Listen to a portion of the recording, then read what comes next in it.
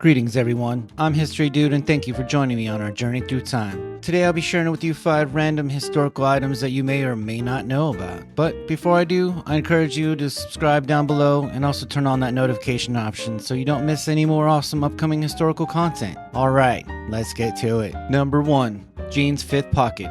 Have you ever wondered what that fifth pocket is on your jeans? For decades people put change, lighters, and other random small things.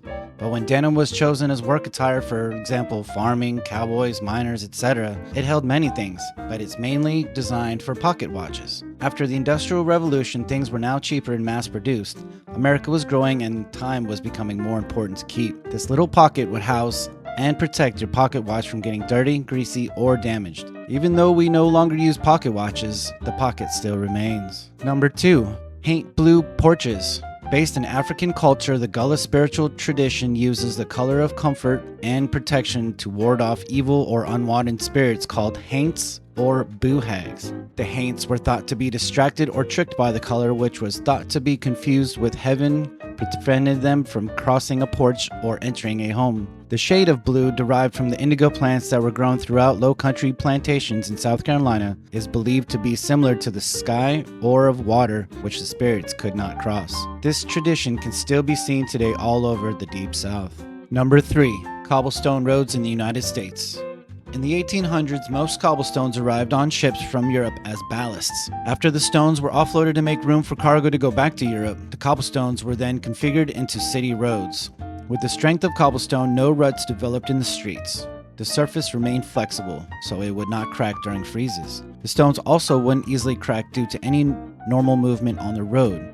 They also prevented a road from getting muddy when it rained or from getting dusty in dry weather. If a stone needed replacing for any reason, it was easily dug up and a new one was put in its place.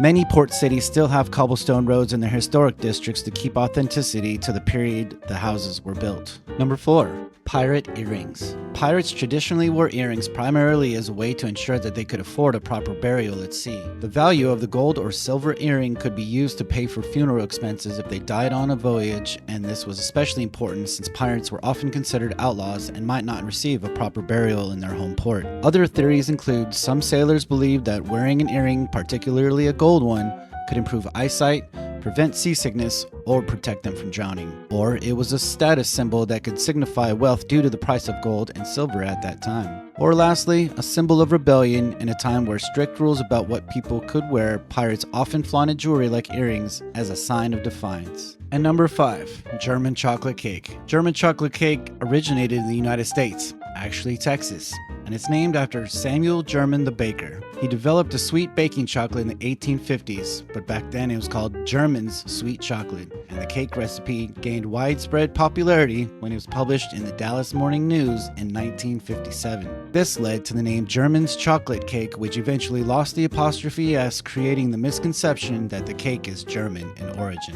I hope you found this video entertaining. If you have, hit those like and subscribe buttons down below and leave me a comment on your thoughts. I'm your local historian, and that's History Dude.